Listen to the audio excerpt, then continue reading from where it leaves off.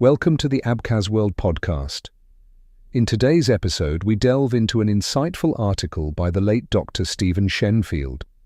Born in the United Kingdom, Dr. Shenfield earned his Ph.D. in Soviet Studies and Economics at Birmingham University's Center for Russian and East European Studies.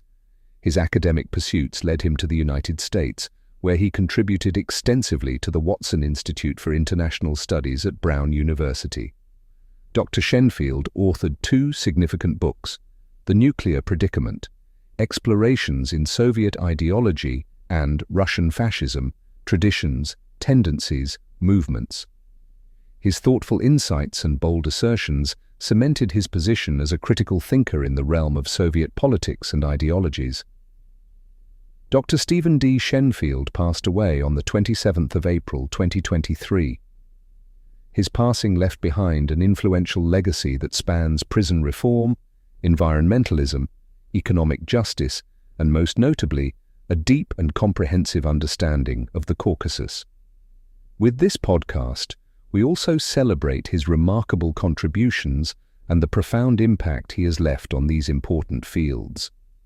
In his article, Dr. Shenfield traces the emergence and evolution of the Georgian-Abkhaz conflict up to the invasion of Abkhazia by Georgian forces on the 14th of August 1992.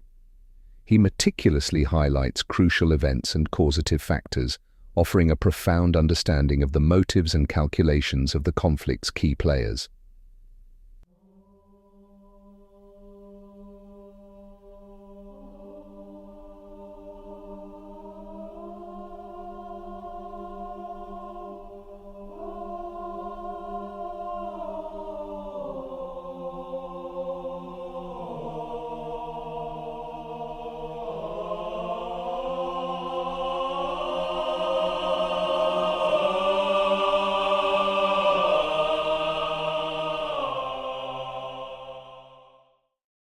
Origins and Evolutions of the Georgian-Abkhaz Conflict by Stephen D. Shenfield. In this paper, I trace the emergence and evolution of the Georgian-Abkhaz conflict up to the invasion of Abkhazia by Georgian forces on the 14th of August 1992. I try to pinpoint the most crucial events and causative factors and to infer the likely motives and calculations of the parties to the conflict. Section Y is an analytical narrative, subdivided into the following 7 periods. 1.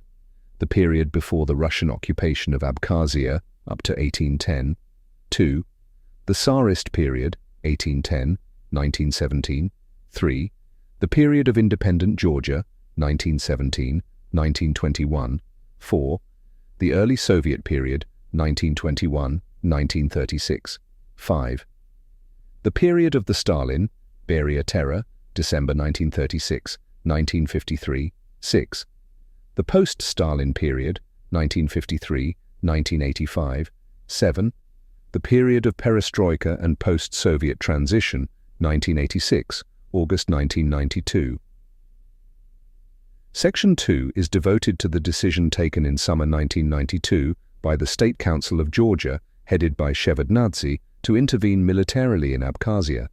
The likely motives and goals of the Georgian leadership, the direct trigger of the decision, if any, and whether and how the decision might have been averted by preventive diplomacy. Also considered is the related question of why the intervention occurred during the presidency of Shevardnadze rather than during that of Gamsa-Kurdia. In Section 3, I share some general reflections concerning the failures of perception and calculation on both sides that contributed to the escalation of the conflict to large-scale violence.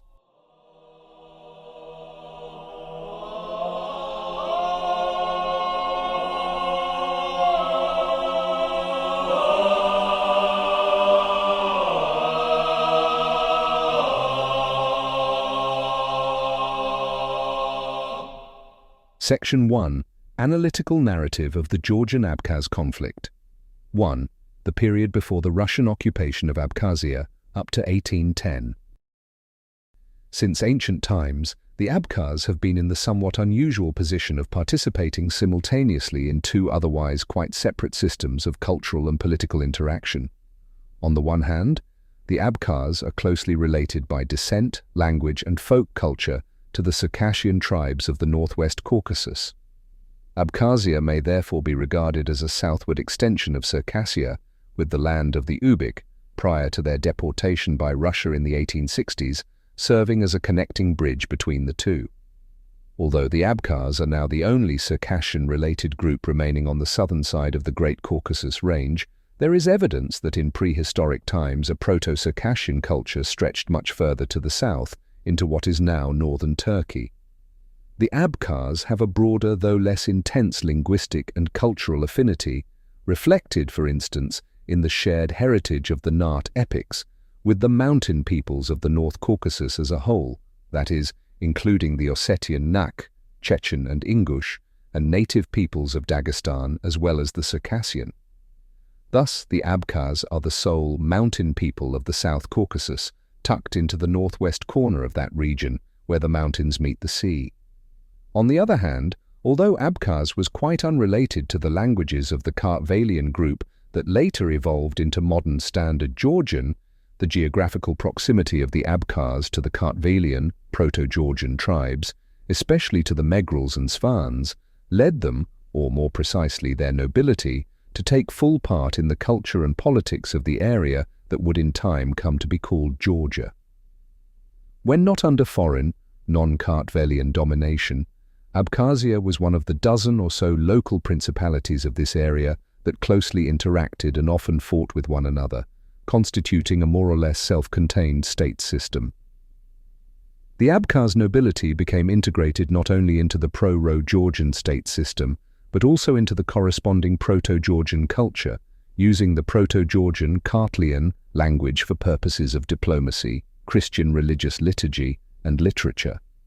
The bilingualism of the ruling dynasty was reflected in its dual names, Chachba in Abkhaz, Shervashidze in Georgian. Abkhaz in this period was the unwritten language of the common people. This dual orientation of the Abkhaz, it seems to me, always contained the potential for long-term conflict between the Abkhaz and their Kartvelian neighbors, as distinct from the wars that all the Proto-Georgian principalities intermittently waged against one another. If the initiative for Georgia's unification had come consistently from the eastern kingdoms of Kartli and/or Kakheti, then Abkhazia's cultural and linguistic connections with the North Caucasus would have made it a natural focus of resistance to East Georgian domination. This, however, was not how the process of the unification of Georgia developed. In fact, the first state to unite most of what now constitutes Georgia, plus some areas that are now outside of Georgia, was a product of the diplomatic and military eastern policy of Abkhazia itself. This state, which lasted from 978 until the Mongol invasions of the mid-13th century, was called the Kingdom of the Abkhazians and the Kartvelians. Its first king, Bagrat III, was the son of a Kartlian prince and an Abkhazian princess. At this time, the terms Abkhazia and Abkhazians were used to refer to the whole of the Abkhaz-Kartvelian kingdom and its inhabitants. Following the demise of the joint kingdom, the system of local principalities was restored and remained in place right up until the Russian conquest of the Caucasus in the 19th century. 2. The Tsarist period, 1810–1917, subjugation and resistance. Tsarist Russia annexed the East Georgian principalities of Kartli and Kakheti in 1800. The turn of the West Georgian principalities came a few years later. In 1810, Russian vessels in the Black Sea bombarded the fortress at Sukhum and followed up with a naval landing. Simultaneously, Russian troops entered Abkhazia from neighboring Megrelia, by this time a client kingdom of Russia. The purpose of the invasion was to enthrone Sefer Bey, a rebel Abkhaz prince who had taken refuge in Megrelia. Russian historiography, as one might expect, characterizes the episode as the voluntary entry of Abkhazia into the Russian state. In fact, virtually all Abkhaz were opposed to incorporation into Russia and continued to recognize Sefer Bey's half-brother Aslan Bey as the legitimate ruler, despite a Russian Megrel plot to frame him as a parricide. Recurrent uprisings against the rule of Russia and its puppet princes were harshly suppressed, and in the 1850s and 1860s, many Abkhaz joined the Circassian struggle against Russian conquest. In 1864, Russia abolished the formerly autonomous Abkhaz Principality and placed Abkhazia under direct military administration. New uprisings followed in 1866, and then again in 1877, 78, coinciding with the war between Russia and Turkey, which backed the Abkhaz rebels. The suppression of the uprisings was accompanied by the forcible deportation of much of the Abkhaz population, perhaps as many as 100,000 people in all, to the Ottoman Empire, leaving uninhabited large tracts of land amounting to almost half the area of Abkhazia. Only after this did armed resistance to Russian rule finally come to an end, and the Abkhaz start to accept the absorption of their country into the empire. What effect did this long period of resistance and subjugation, lasting 2/3 of a century, have on subsequent relations between Abkhaz and Kartvelians? During this period, the Abkhaz still regarded Russia, and not the Kartvelian principalities, as their main enemy and tormentor. However, they must have resented the role played in their conquest by Princess Nina, the ruler of Megralia, who had hosted the traitor Sefer Bey, and from whose territory the land invasion had been launched. Moreover, the general in command of the invading troops, Orbeliani, was a Megrel. This may have planted the seeds of later enmity between Abkhaz and Megrels, if not between Abkhaz and Kartvelians in general. Emergence of the Russia, Georgia, Abkhazia triangle. During the last few decades of the Tsarist period, there occurred a gradual transformation of what had at the outset been almost exclusively an Abkhaz-Russian confrontation into a primarily Abkhaz-Georgian conflict. This transformation accompanied the socio-economic and political consolidation, under the aegis of Tsarist Russia, of the various Kartvelian groups into the modern Georgian nation, Sunni 1994. The question at issue was whether or not Abkhazia would form part of the incipient Georgian nation, the very question that remains at issue today. Despite the legacy of hostility between them, with respect to this question, the Abkhaz and the Russian authorities were to find themselves on the same side, in opposition to the nascent Georgian national movement. Thus, relations within the Russia, Georgia, Abkhazia triangle acquired the basic pattern that they retain to this day. Nevertheless, at least until the last few years of the Tsarist regime, the Abkhaz continued to suffer severe oppression and discrimination.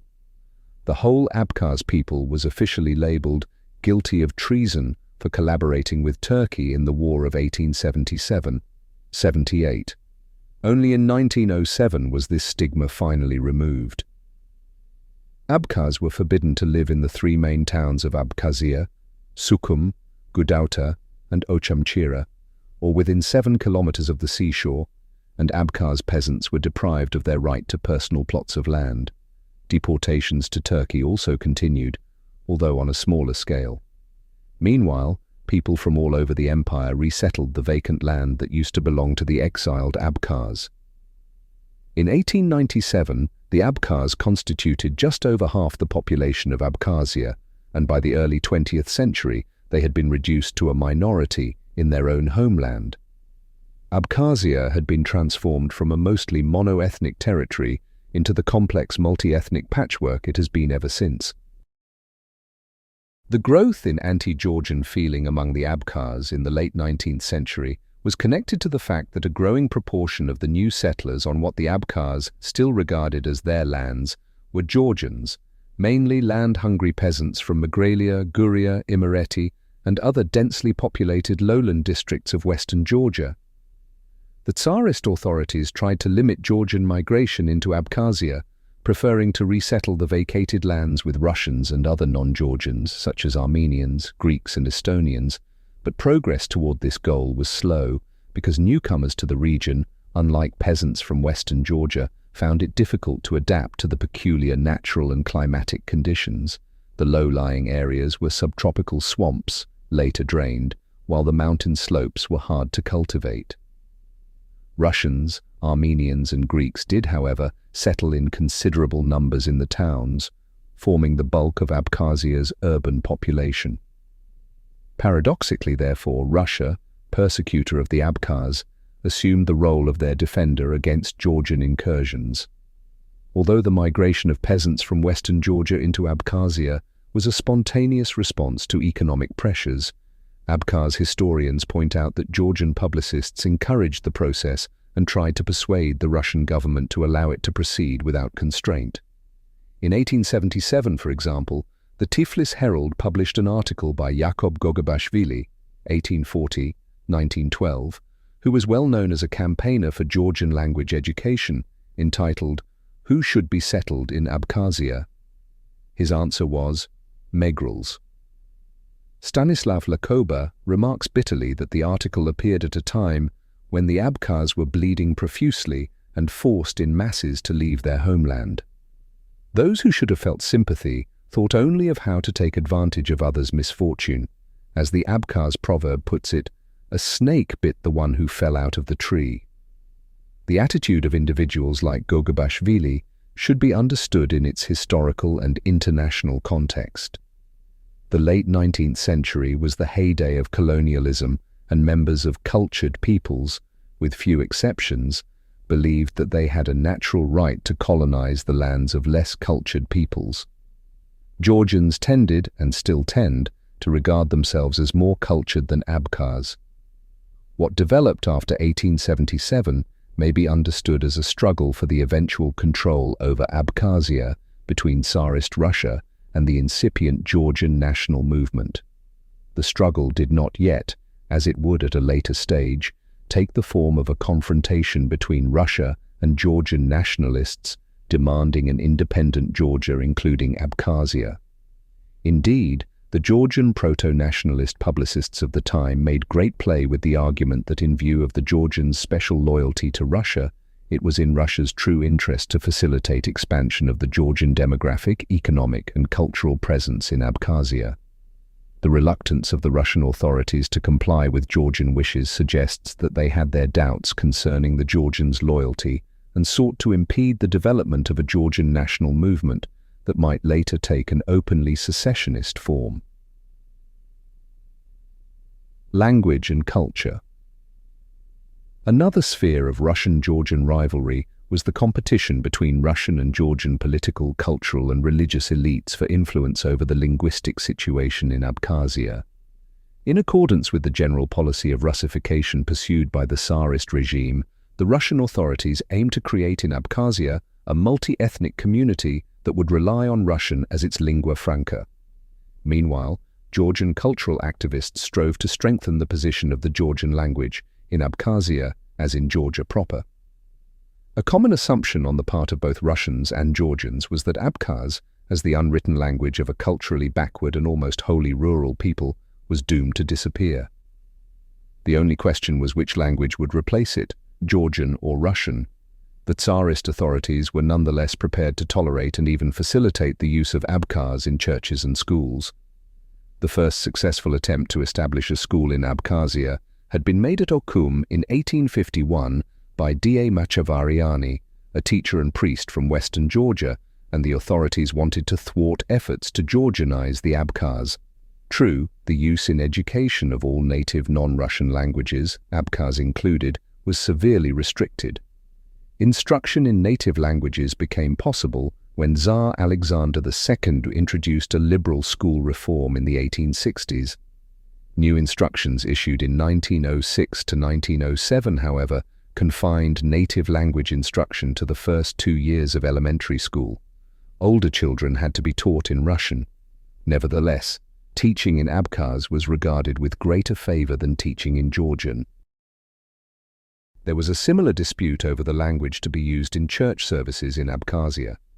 This dispute was part and parcel of a wider struggle between the Georgian and the Russian Orthodox Church for the control of churches in Abkhaz villages.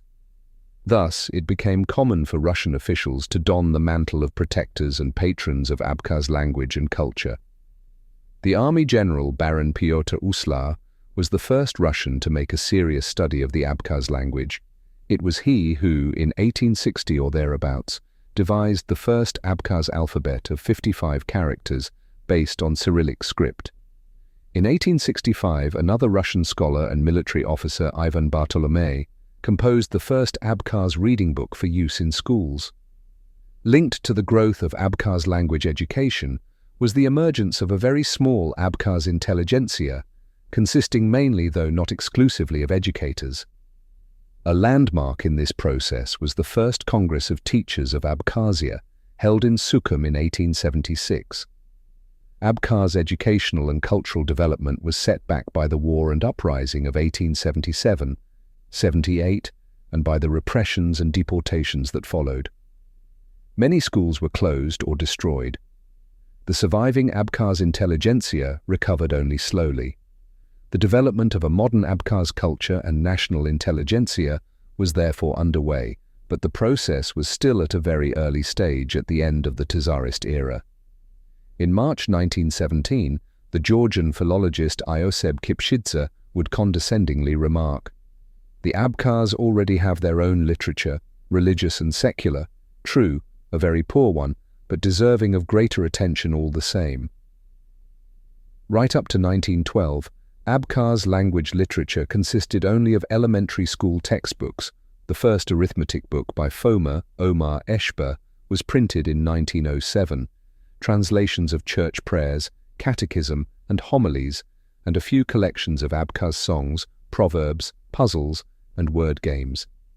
Finally, in 1912, there appeared the first work of original Abkhaz literature, a collection of verses by Dermot Gulia, 1874-1960, who is still honored as the Abkhaz national poet.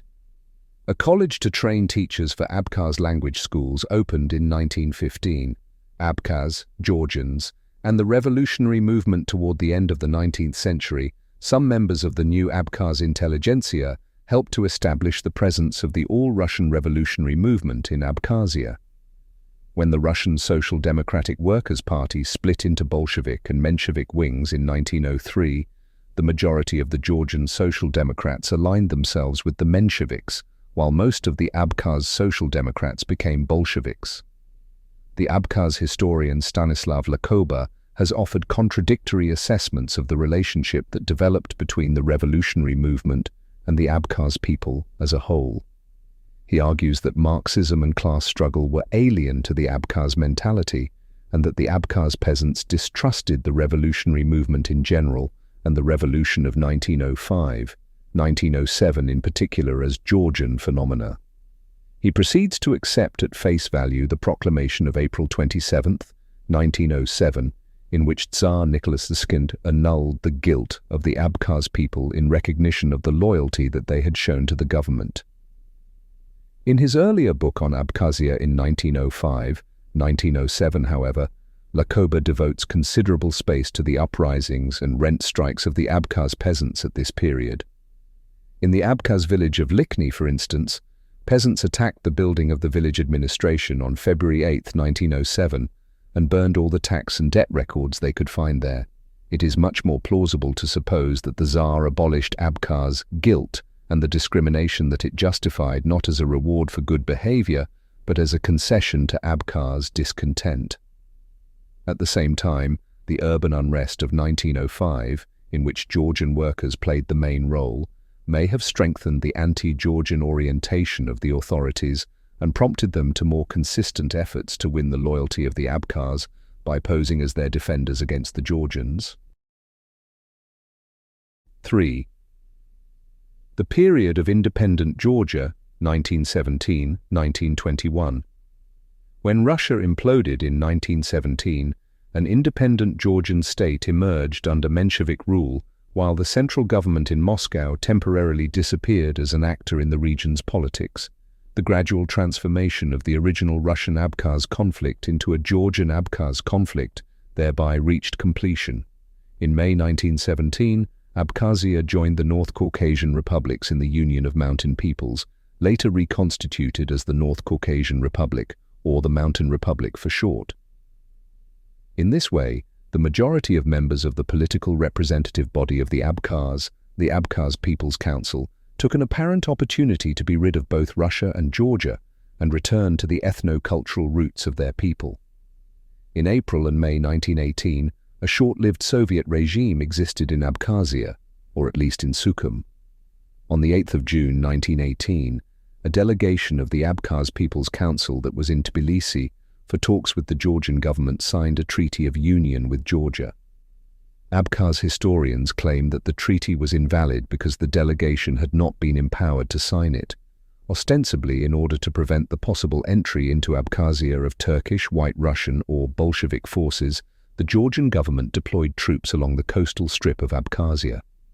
Although most Abkhaz regarded these troops as a force of occupation and abuses were committed against the civilian population, Abkhaz political and cultural activity was not suppressed. In fact, important new developments occurred in Abkhaz cultural life. Samson Chanbar established an Abkhaz theatre, and the first newspaper in Abkhaz, Apsny, appeared under the editorship of Dermot Gulia. The Georgian government repeatedly expressed a willingness in principle to allow for some kind of autonomy for Abkhazia within Georgia, and the Georgian Constitution of 1921 included a vague clause making provision for such autonomy in accordance with future legislation. That legislation was never adopted because before agreement could be reached on the matter with the new Abkhaz People's Council, the Red Army invaded Georgia and Abkhazia, opening the era of Soviet rule. 4. The early Soviet period, 1921-1936. The period 1918-1921 has positive connotations for Georgian nationalists and negative ones for their Abkhaz counterparts. For the early Soviet period, the position is exactly the opposite. Following the entry into Sukhum of the 9th Red Army in March 1921, Abkhazia was declared a Soviet Socialist Republic, that is, a full Union Republic, separate from and co-equal in status with Georgia. While for the Georgians, the imposition of the Soviet regime meant the loss of precious independence, for the Abkhaz it represented, if not independence, ultimate power resided in Moscow, then at least a much greater degree of autonomy than they had enjoyed since 1810. Moreover, predominantly, Menshevik Georgia suffered much more intense repression than Abkhazia, with its strong indigenous Bolshevik movement. Up to 10,000 people were executed following an attempted Georgian nationalist uprising in 1924. Nevertheless, the formal status of Abkhazia within the Soviet Union was reduced by stages to a level more in keeping with its small size. In December 1921, the Abkhaz Bolsheviks who governed Abkhazia concluded, at the urging of Moscow, a special union treaty with Georgia. Under the terms of this treaty, Abkhazia was no longer separate from Georgia, but it remained a union republic with the autonomy corresponding to that status. In 1925, Abkhazia was able to adopt its own constitution. The 1920s brought further cultural progress for the Abkhaz. An Abkhaz scholarly society was established in 1922 to study the history and customs of Abkhazia. In 1924, this society organized in Sukhum the first Congress for Regional Studies of the Black Sea Coast and Western Caucasus, attended by 70 delegates from Abkhazia and 105 delegates from other parts of the region. The final session, held under the ancient lime tree in the village of Likhny, a sacred gathering place for the Abkhaz, was attended by 3,000 people from all over Abkhazia. Ancient religious symbolism was thereby used to consolidate a modern national consciousness. Another noteworthy development was the creation in Sukhum in 1925 of the Academy of Abkhaz Language and Literature, the first president of which was the Abkhaz educator and People's Commissar of Education of Abkhazia Andrei Chochua. A key role in establishing this academy was played by the prominent Soviet philologist academician Nikolai Mar, too, who had a strong interest in the languages of the Caucasus in general and in the Abkhaz language in particular. In 1930, the academy was transformed into the Abkhaz Institute of Language, Literature, and History of the Academy of Sciences of the Georgian Soviet Socialist Republic. 3. In the 1980s, this institute was to serve as an incubator of the Abkhaz nationalist movement, whose leader Vladislav Ardzinba was its director for a time. In 1931, Abkhazia was reduced to the status of an autonomous republic within Georgia. In several Abkhaz villages there were mass protests against the abolition of the Union Republic and also against forced collectivization. Although Lavrenti Beria, as head of the Georgian OGPU, mobilized a secret police detachment to suppress the protests, concessions were promised, and the protests brought to an end without bloodshed. The incumbent Abkhaz leadership, headed by Nestor Lakoba, who remained in office for another 5 years, retained substantial de facto autonomy. By referring to the special conditions prevailing in Abkhazia, they were able to halt collectivization, protect Abkhazia from mass repression, and even distribute financial allowances to Abkhaz princes and nobles. The tranquility of Abkhazia presented a remarkable contrast with the upheavals in the rest of the Soviet Union during these years. 5. The period of the Stalin, Beria Terror, December 1936, 1953. The idyll came to an abrupt end in December 1936, when Beria, by this time Communist Party Secretary for the whole South Caucasus, summoned Lakoba to Tbilisi. Beria acquainted Lakoba with a plan to resettle peasants from western Georgia in Abkhazia. Lakoba refused to implement the plan. The next day, Lakoba died under mysterious circumstances. The condition of the corpse returned to his family suggested that he had been poisoned, perhaps by Beria personally.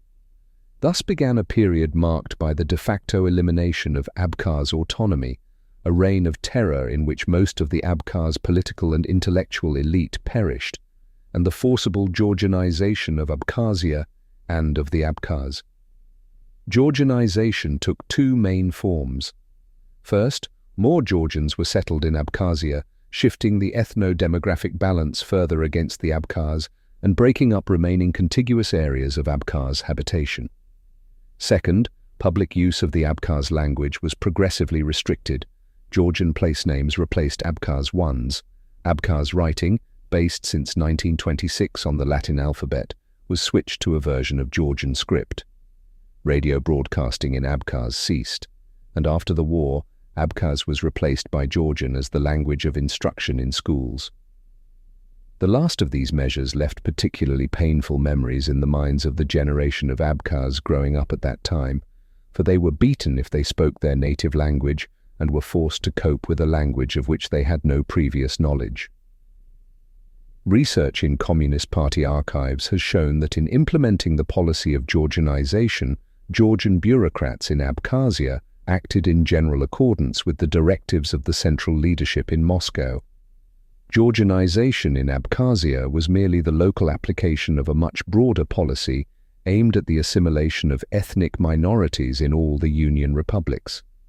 True, the Georgian bureaucrats may have gone even further than they were required to.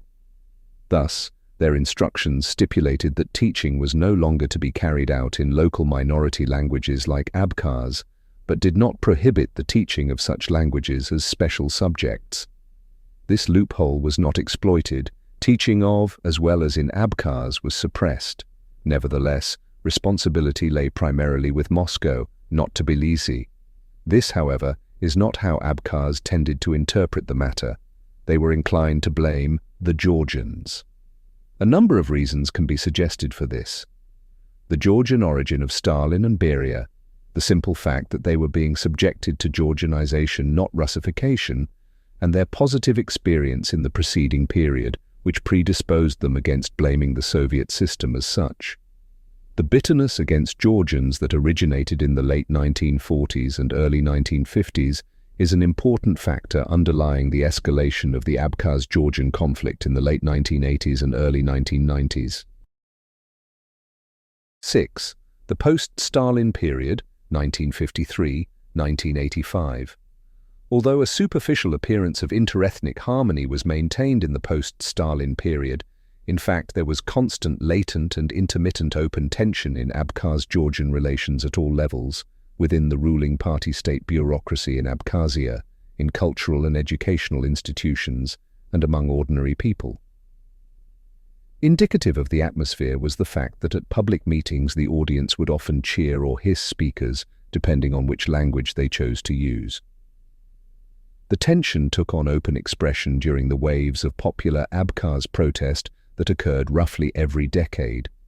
In 1957, in 1965 and 1967, in 1978, and culminating in the first violent interethnic clashes in 1989. Besides these intermittent bursts of popular protest, numerous attempts were made to protest through official bureaucratic channels.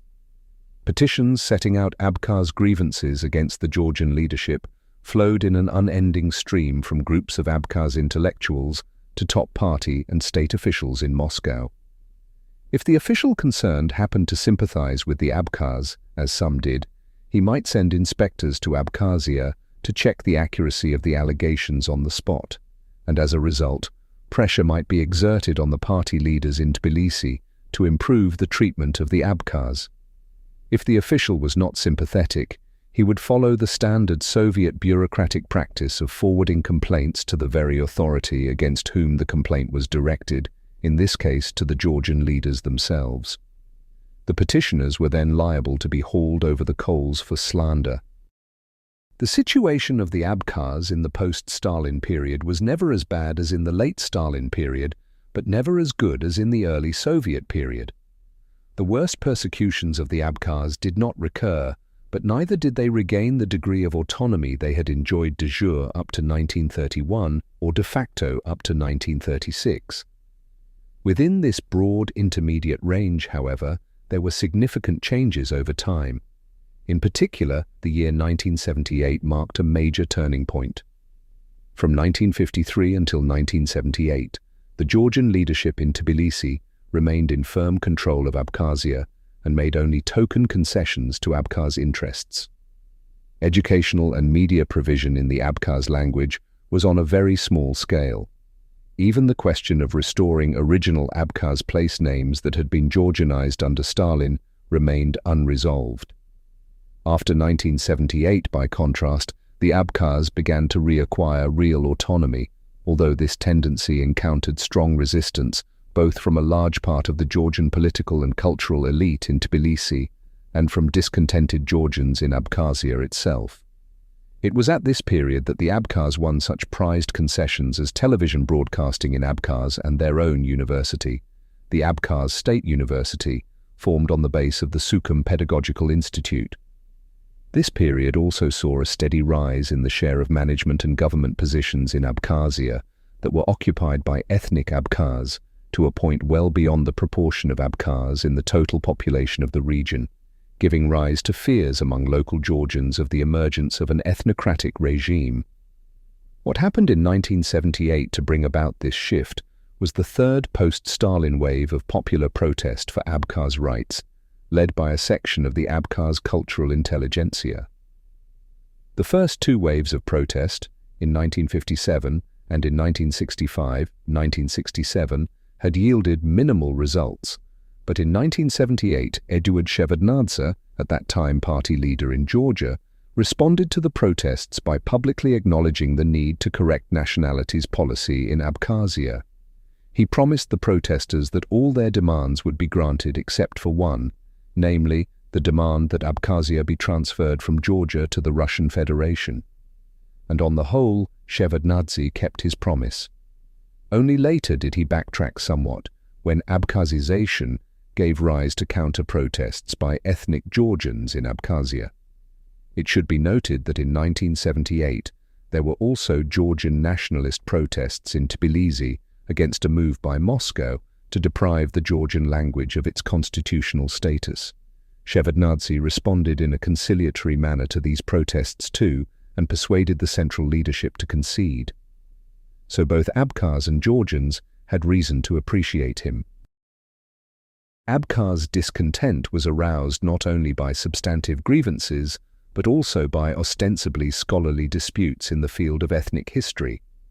They were upset by the appearance in the press of articles in which Georgian historians claimed either that the Abkhaz were just another regional variety of Georgians, like the Megrels or Svans, or, on the contrary, that they were newcomers to Georgia who originated to the north of the Great Caucasus Range, implying that they were merely guests on Georgian land.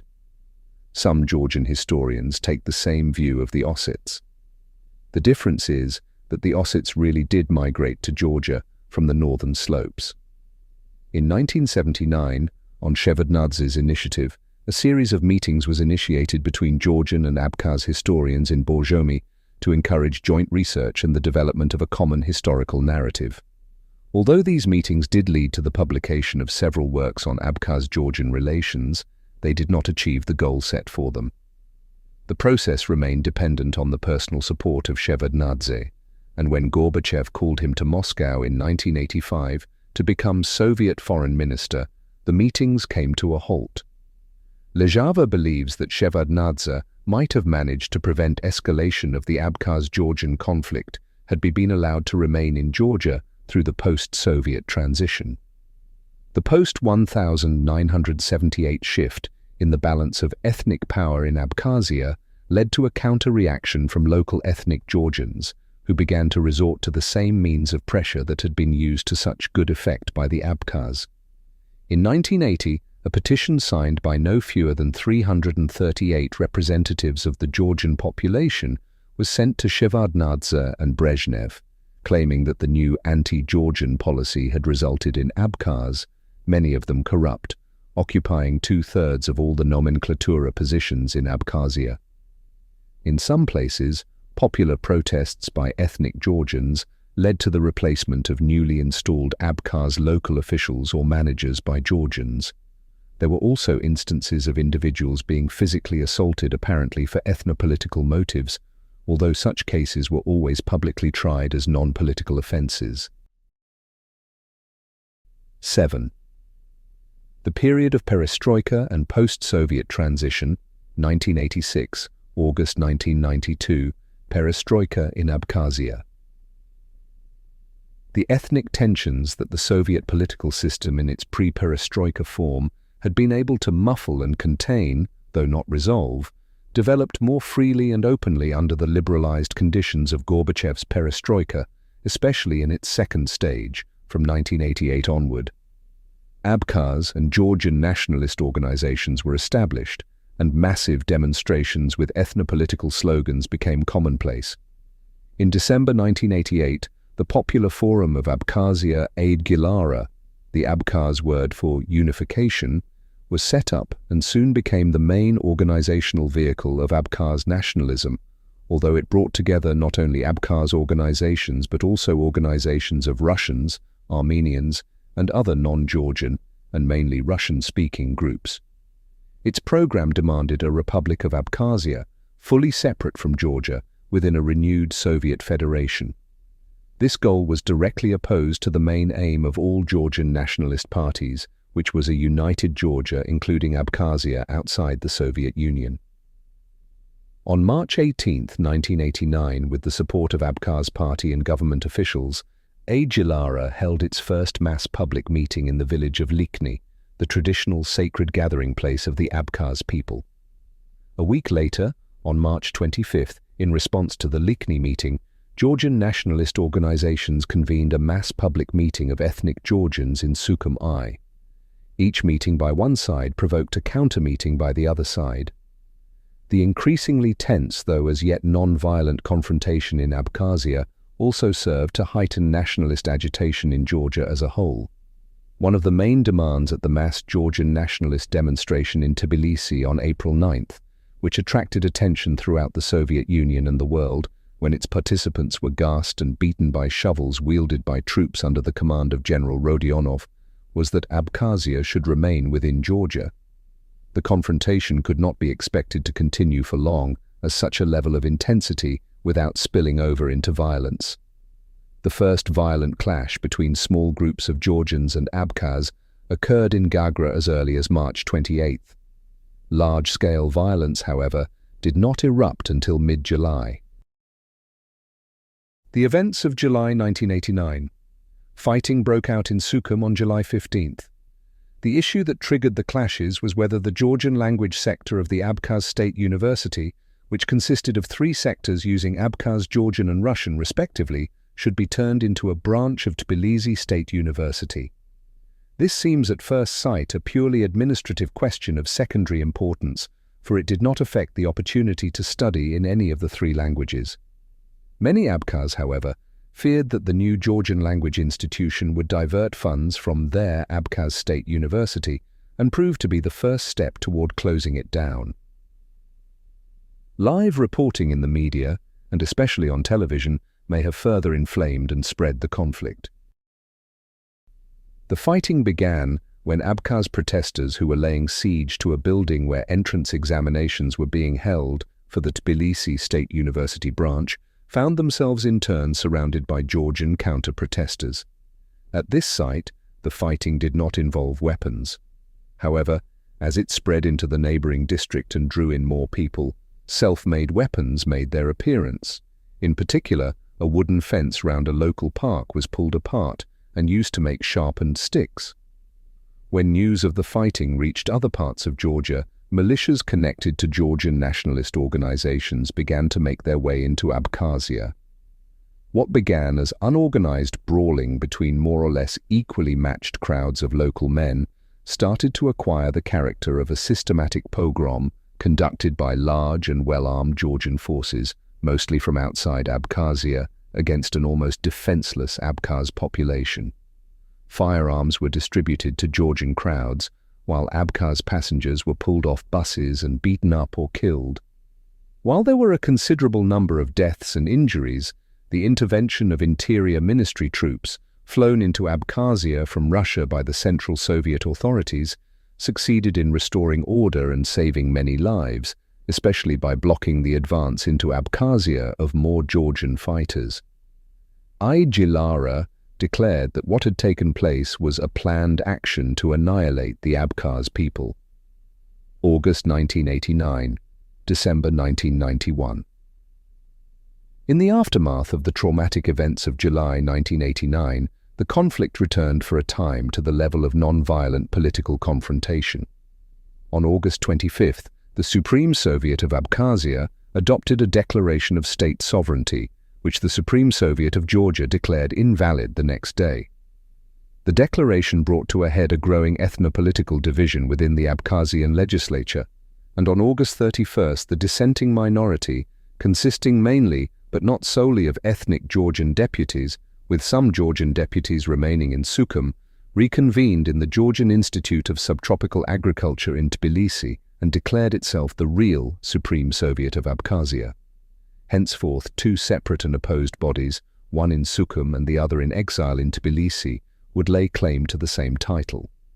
Another significant development at about the same time was the formation of an alliance of ethnopolitical movements called initially the Confederation of Mountain Peoples of the Caucasus. The word mountain was later dropped to allow movements of non-mountain peoples to join. Although Lara was the only member organization not based in the North Caucasus, the Confederation set up its headquarters in Sukhum I and also held its first Congress there on August 26th. The Congress adopted a declaration of solidarity with the Abkhaz nationalist cause. At least some of its supporters conceived of the Confederation as a possible precursor to a new mountain republic of the kind that existed in 1917-1918. Abkhazia would be crucial to such a state as its sole outlet to the open sea. For the Abkhaz national movement, membership in the Confederation represented a reorientation away from Georgia and toward renewed community with ethno-cultural kin in the North Caucasus. The Confederation also represented a potential source of support in the event of armed conflict with Georgia, and when war did come, such support was indeed forthcoming.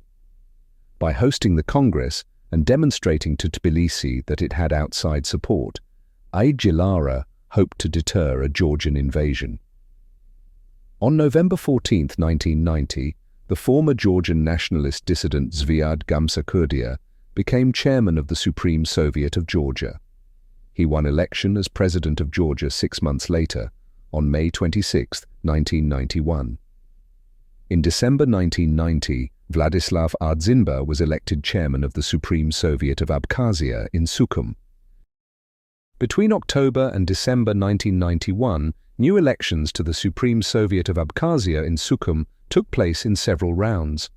Gamsakhurdia and Ardzinba had come to a gentleman's agreement concerning the electoral system to be employed in these elections, which was based on ethnically defined territorial constituencies in accordance with pre-assigned ethnic quotas.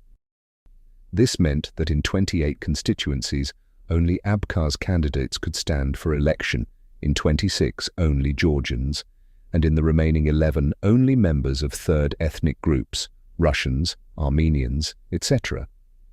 This system, which greatly restricted the real choices open to voters, was apparently acceptable to both sides of the conflict because each side believed that it would be able to form a majority by allying with third-group deputies. As it turned out, the Abkhaz side was right and the Georgian side wrong in this expectation. A few third-group deputies took the Georgian side, but most supported the Abkhaz. One factor in this choice of orientation may have been that few members of third groups in Abkhazia had, or wanted to acquire, a good knowledge of Georgian, so they did not welcome inclusion in a Georgian state with Georgian as the sole state language. True, few of them knew Abkhaz either, but Russian, still used by everyone as a lingua franca, would almost certainly retain high status in an independent Abkhazia. The final months before the war. The Soviet Union, already much weakened, was formally dissolved at the end of 1991. This event propelled the Georgian-Abkhaz conflict into its final pre-war phase. On the juridical level, there was a competitive struggle to fill the legal vacuum created by abolition of the Soviet Union. This took the form of a war of constitutions between the parliaments in Tbilisi and Sukhum. In February 1992, the Supreme Soviet of Georgia voted to reinstate the constitution that the independent Georgian Republic had adopted in 1921. In response, the Supreme Soviet of Abkhazia in Sukhum voted on July 23, 3 weeks before the outbreak of war, to reinstate the constitution that the Abkhazian Soviet Socialist Republic had adopted in 1925. These steps reflected a highly formalistic approach to politics on both sides, one that took no account of changes that had occurred since the 1920s. Each of the reinstated constitutions was regarded as unacceptable by the other side. The Georgian constitution of 1921 allowed for the autonomy of Abkhazia in only the vaguest of terms, while the Abkhazian constitution of 1925 affirmed the separate and equal status of Abkhazia as a Soviet Union republic.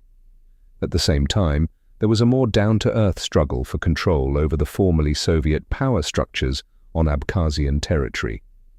The separation of Abkhazian economic institutions from their Georgian counterparts had begun in the last few months of 1991. For example, the Presidium of the Supreme Soviet of Abkhazia decreed on August 30, 1991, that legislation of the Republic of Georgia pertaining to banking did not apply to Abkhazia, and in October 1991, it established a customs service and a state committee for foreign economic and inter-republican ties under its own control. However, only at the end of 1991, after the formal dissolution of the Soviet Union, was this process extended from the economic to the military and security spheres. On December 29, 1991, 4 days after Gorbachev resigned as the first and last Soviet president, the Presidium of the Supreme Soviet of Abkhazia passed a resolution claiming possession and control of all formerly Soviet military forces, including naval forces, civil defense, border troops, and internal troops, deployed in Abkhazia. In February 1992, a commission was set up to register citizens of Abkhazia, and strict restrictions were imposed on the migration to Abkhazia of people from other parts of Georgia. On March 5, 1992, a law was adopted that resubordinated other bodies of state administration, including the Security Committee and the State Property Committee, to the Supreme Soviet of Abkhazia. A corresponding institutional structure was formed, including the introduction of a system of compulsory military service modeled on its Soviet counterpart. All these measures pointed to a determined effort by the Ardzinba leadership to acquire a significant military capability. Thus, in the course of these first few post-Soviet months, the secession of Abkhazia from Georgia moved beyond verbal declarations into the sphere of real state building. The process proceeded in a fairly smooth manner, with no more than a few minor skirmishes between Abkhaz and Georgian police officers. It should be borne in mind that the same period witnessed the intra-Georgian civil war between the supporters and opponents of Gamsa-Kurdia, December 1991, January 1992. Power in Tbilisi was taken by a military council, later reconstituted as a state council, which in March 1992 invited Shevardnadze back to the country to become its chairman.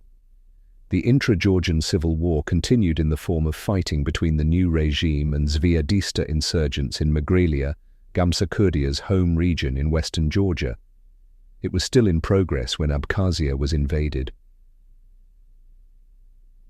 Section 2. The Decision for War. Why did Shevardnadze and his colleagues on the State Council of Georgia decide to send military forces into Abkhazia on the 14th of August 1992? I shall consider first the probable aim of the operation, then why it was launched at this particular point in time, and finally whether it could have been prevented by diplomatic means. Georgia's war aims. According to two versions of Georgia's war aims disseminated by the Georgian side, the intended purpose of the invasion was actually more limited than it appeared to be in light of subsequent events. In one version, presented later by Shevardnadze in a report to the Georgian parliament, the goal of the operation was to ensure security of movement along the railroad connecting Russia with Georgia and Armenia, which passes through Abkhazia, the security of the main highways, and the security of objects of strategic importance. As a rationale, this was not at all plausible.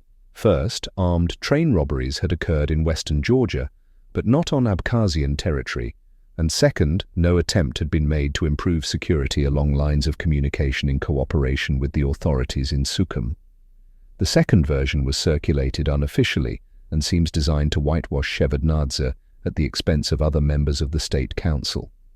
It claims that Shevardnadze had intended to conduct a strictly limited operation to free Georgian officials who had been abducted by Zviadista, pro-Gamsa-Kurdia, insurgents in western Georgia, and were being held somewhere in the Gal district in southern Abkhazia. Shevardnadze had allegedly telephoned Ardzinbar to forewarn him of the operation and reassure him that its aims were limited.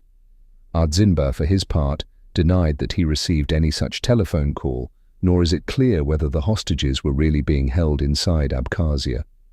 Unfortunately, the story continues. Georgian Defense Minister Tengiz Kitovani, who was commanding the operation, had ignored clear instructions from Shevardnadze and proceeded straight to Sukhum to suppress the secessionist regime, thereby covering himself with patriotic glory. Shevardnadze had not yet had time to consolidate his position in Tbilisi and so was unable to exert effective control over his unruly generals.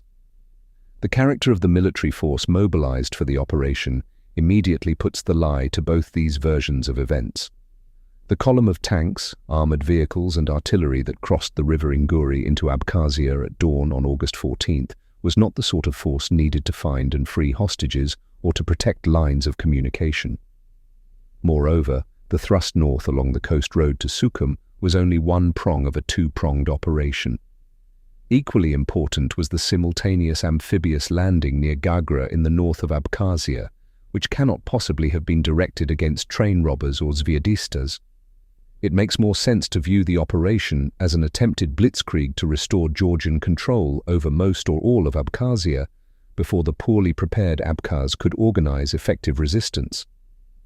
The landing force in the north was to close the corridor between the sea and the mountains, which at Gagra is only a kilometer wide, so that supplies and reinforcements would not, or so they imagined, be able to reach the Abkhaz forces from Russia and then move south to join up with the northbound column. Like so many other blitzkriegs in history, this one got bogged down, giving the adversary a chance to organize and turn the blitzkrieg into a war of attrition. The assumption that reinforcements could enter Abkhazia only along the coastal strip proved mistaken. Volunteers from the North Caucasus came through the high mountain passes. It seems that Kitovani's conduct of the operation did thwart Shevardnadze's intentions in one vital respect. Shevardnadze did hope to spare Sukhum the ravages of war. His instructions which assumed that Georgian forces would approach the city simultaneously from the south and from the north, were that they should halt on the outskirts, surround Sukhum, but not enter or bombard it. An acceptable settlement would then be negotiated from a position of strength. By bringing the forces coming from the south into Sukhum, Kitovani was acting against these instructions, but he had a military rationale for so doing. Unexpectedly strong Abkhaz resistance had held up the forces coming from the north, so the original plan to complete the operation with the encirclement of Sukhum was no longer feasible. Why August 1992?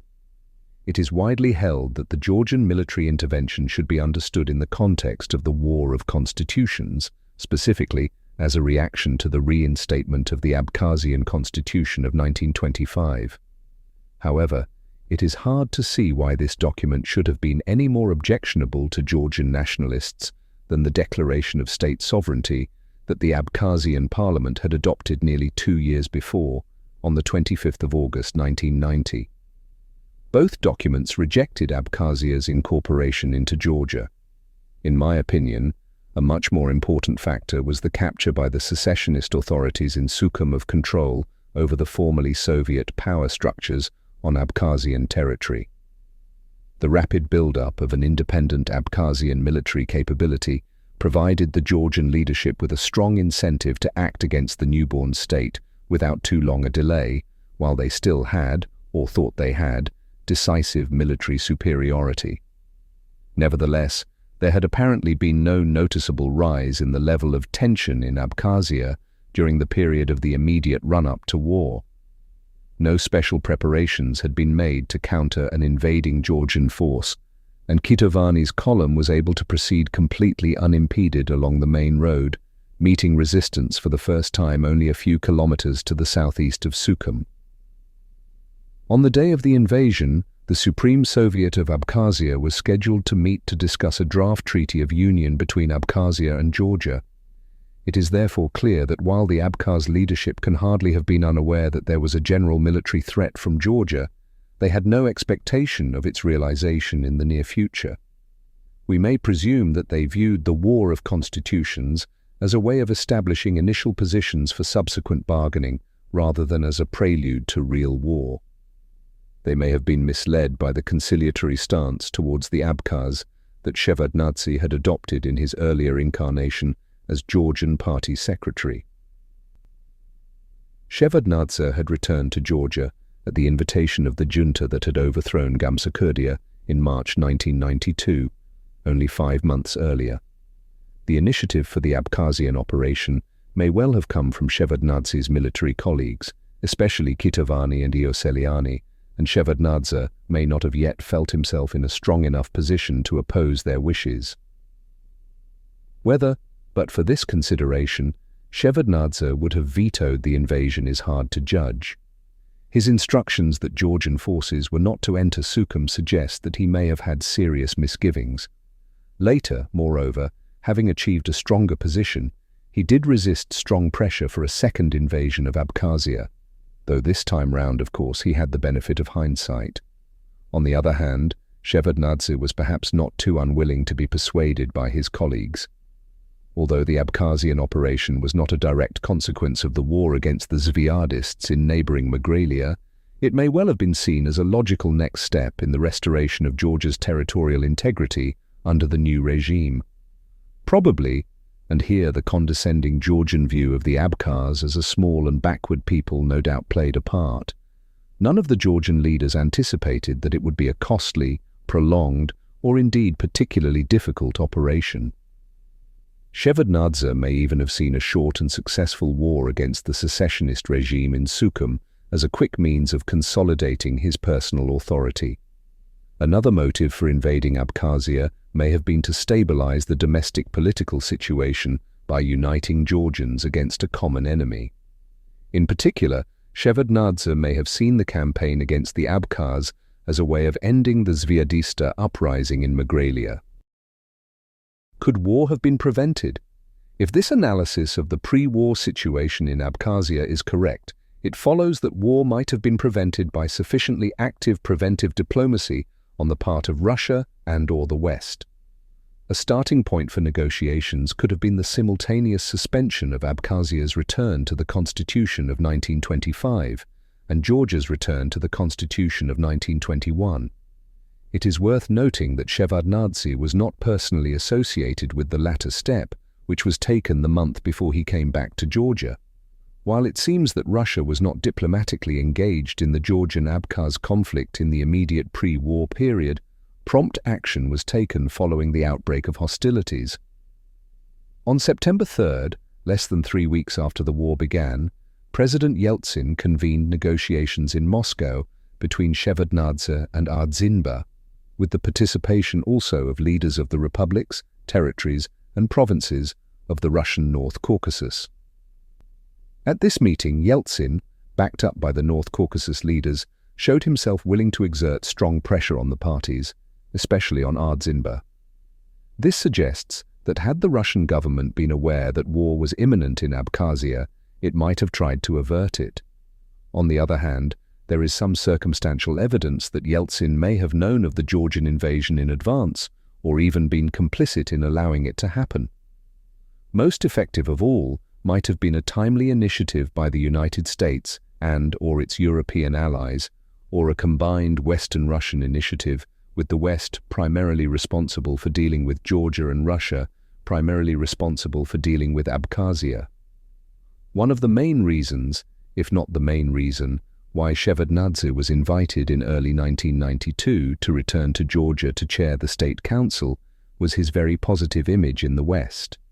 It was hoped that he would be able to attract considerable Western political, economic, and humanitarian support, and so he did. This gave Western countries powerful means of influencing the decisions of the Georgian leadership. By recognizing Georgia and admitting it to membership in the IMF, the World Bank, and the UN, all without preconditions of any kind, they squandered the opportunity. The apparent absence of either Russian or Western attempts at preventive diplomacy during the crucial 8 months between the dissolution of the USSR and the outbreak of hostilities is hard to explain, except simply as the result of lack of attention to the Georgian-Abkhazian problem.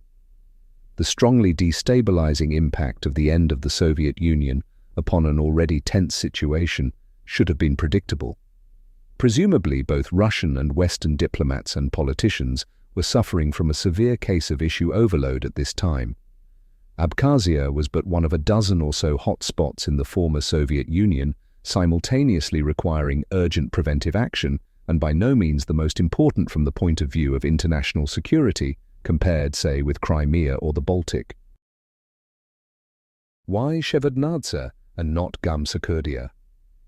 It may seem anomalous that the invasion of Abkhazia took place under the aegis of the liberal Shevardnadze rather than under that of the extreme nationalist Gamsakherdia.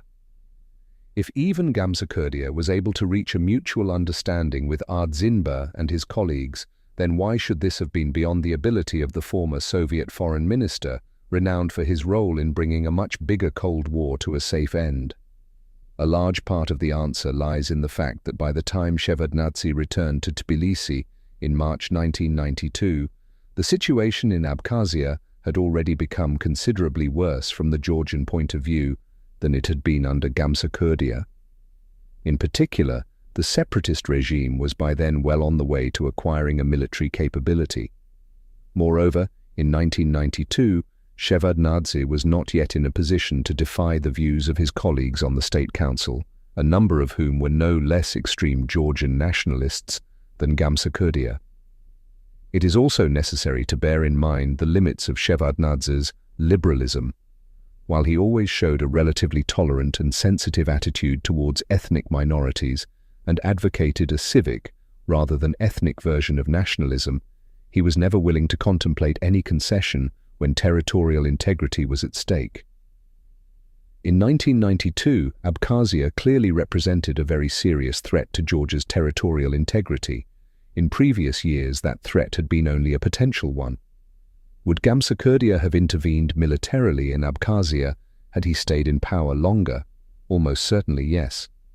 Gamsakherdia saw Georgia's territorial integrity at risk in all the areas inhabited by ethnic minorities, including Ajaria and the areas of Armenian and Azerbaijani settlement in the south, as well as Abkhazia and South Ossetia in the north.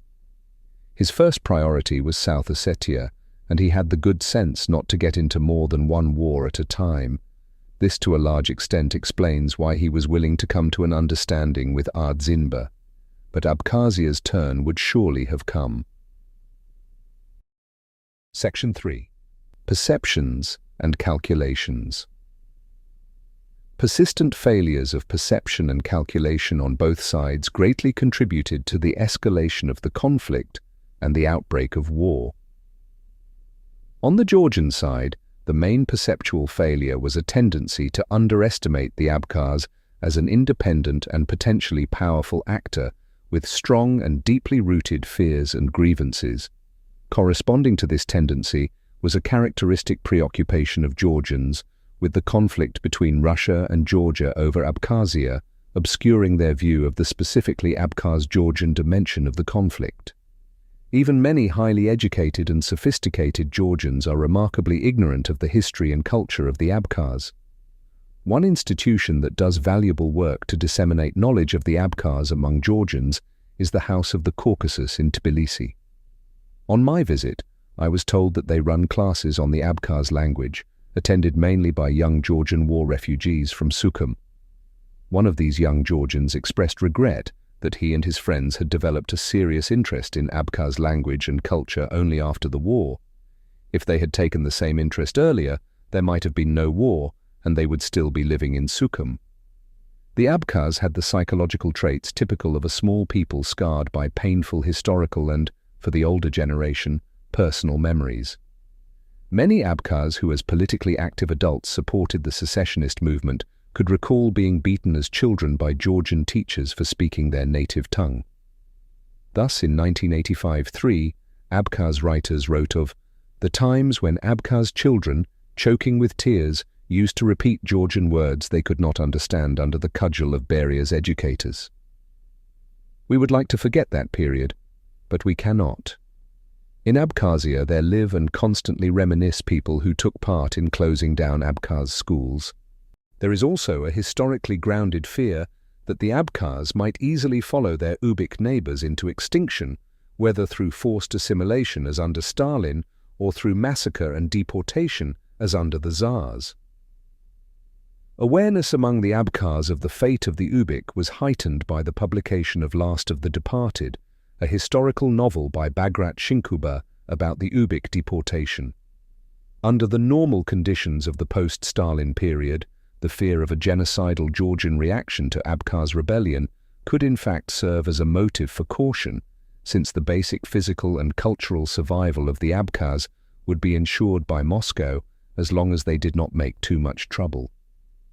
Such, for instance, was the attitude expressed by the local party leader V.M. Kintba at a Communist Party meeting in Abkhazia in February 1978. Kintba upbraided activist Abkhaz intellectuals, provocateurs, as he called them, for inciting popular unrest. I am the secretary of the Abkhaz Provincial Committee of this people, of my beloved people. In 1957 and 1967, during previous waves of unrest, a Damocles sword hung over us. You are infected with nationalism. So here we are, Abkhaz, displaying our agitation and discontent. But we are few. What will happen if others, more numerous than we, rise up in similar agitation? For they too have their pride. It is not just one people that is discontented. But as the prospect drew nearer of the collapse of the familiar political environment of the Soviet Union and of the loss of the protective umbrella of the center, so did the old rationale for caution lose its force. In July 1989, the assault of the Georgian nationalist militias had been halted by the timely intervention of the center's internal troops. What was in store for the Abkhaz once the Georgians had a strong army of their own and the Soviet Union was gone? What way out do we have? Just think about it. The newspaper of Ajilara urged its readers on May 3, 1990. The answer was obvious. Whatever the risks of secession, they had to be taken, for the likely alternative was genocide. This fear strengthened the ethnic cohesion of the Abkhaz in support of the secessionist leadership. For the benefit of those inclined to doubt the genuineness of historically ingrained Abkhaz fears of genocide, revived by the insecurity of a disintegrating Soviet Union, the eloquent concluding lines of an open letter to Gorbachev, written by a delegation of Abkhaz women who in July 1989 had come to Moscow in the vain hope of meeting with the Soviet leader, are illustrative. For you, Abkhazia is a resort, a beach. For us, it is a homeland that we are losing. And when your families are evacuated and the holidaymakers flee, our husbands and children, and we together with them, will with your blessing lay our bones in this land. Only we don't know whether anyone will remain to whom you can convey your lofty sympathy. You have exhausted our trust, and we, women of Abkhazia, who came to Moscow and were not allowed to meet with you, were forced to appeal for help to international organizations, to leaders of democratic movements, to foreign associations of peoples of the Caucasus, and to all people of goodwill, not to let the small and proud Abkhaz people perish before the eyes of the civilized world. Thank you for tuning into our exploration of Origins and Evolutions of the Georgian-Abkhaz Conflict by Stephen D. Shenfield. We hope this deep dive has provided you with valuable insights into the complexities and historical nuances of this enduring conflict. Stay tuned for more episodes as we continue to unravel the threads of history and current events. Don't forget to subscribe and share.